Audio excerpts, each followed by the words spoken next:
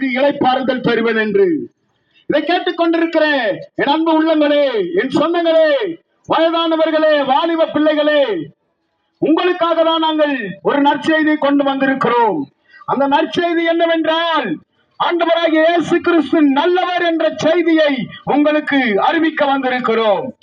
வேதத்திலே ஒரு சகோதரி 38 வருடம் பெரும்பாடு உள்ள ஒரு ஸ்திரீயை குறித்துதான் நான் உங்கள் மத்தியில பேச விரும்புகிறேன். பிரியமானவர்களே, 38 வருடமாக பெரும்பாடு உள்ள ஸ்திரீ, பெரிய பணக்காரர், பெரிய செல்வந்தர். இந்த உலகத்திலே அவர்கள் வைத்திருந்த எல்லா பணத்தையும் மருத்துவமனைக்கு போய் சென்று பல மருத்துவர்களை பார்த்து, பெரிய பெரிய மருத்துவர்கள் எல்லாம் சந்தித்து பணத்தை செலவழித்தும் சற்றாகிலும் குணமாகவில்லை என்று நாங்கள் வைத்திருக்கிற வேதம் சொல்லுகிறது. ஐயா, இதை கேட்டுக் கொண்டிருக்கிற அன்பு சகோதரனே, சகோதரியே, இயேசு கிறிஸ்து அவர் நல்ல தெய்வம், அவர் வல்ல தெய்வம், என்னிடத்தில் வருகிறவனை நான் புறம்பே தள்ளுவதில்லை என்று சொல்லுகிற தெய்வம். அப்படிப்பட்ட தெய்வம் நாங்கள் உங்களுக்கு அறிவிக்க வந்திருக்கிறோம்.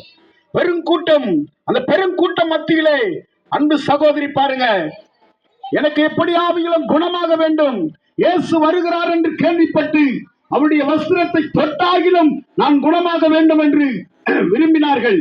எனக்கு பிரியமானவர்களே, பாருங்க, தன் சொந்த பணத்தெல்லாம் செலவழித்து பெரிய பெரிய மருத்துவர்களை சந்தித்து தன்னுடைய பணத்தை செலவு செய்தும் அவர்களுக்கு சற்றும் குணமாகவில்லை என்று என் வேதம் சொல்லுகிறது.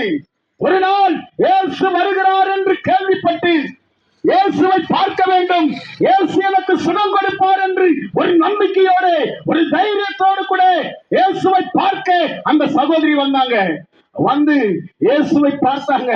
இயேசுவை பார்த்து எனக்கு இயேசு எப்படியாவிலும் சுகம் கொடுப்பார் என்று ஒரு நம்பிக்கை, ஒரு தைரியத்தோடு கூட வந்தாங்க.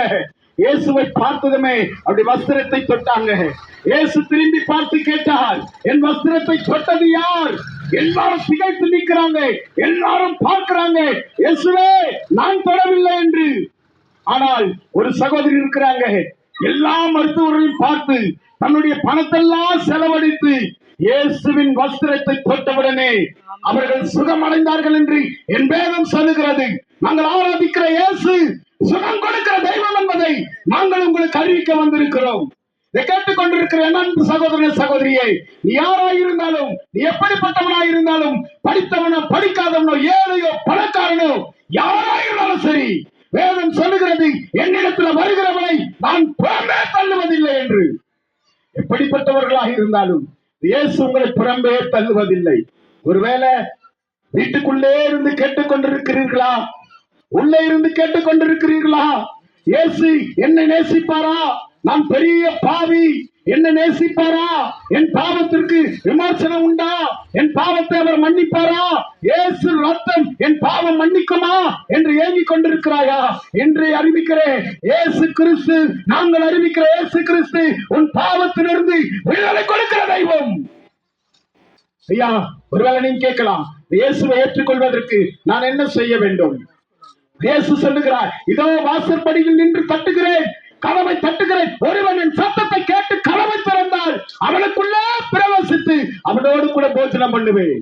எப்படிப்பட்ட பாவியா இருந்தாலும் உன் இருதயத்தை ஆண்டவருக்கு கொடுக்கும் பொழுது ஆண்டவர் உள்ள வந்து வாசம் பண்ணி அவருடைய மகனாக மகளாக உன்னை ஏற்றுக்கொள்வார். ஐயா, கேட்டுக்கொண்டிருக்கிற என் அன்பு வாலிப பிள்ளைகளே, என் வாலிப தம்பிகளே, என் அன்பு உள்ளங்களே, இயேசு உன்னை நேசிக்கும்படியாக தான் இந்த உலகத்திலே மனிதனாய் அவதரித்தார். இயேசு நல்லவர்.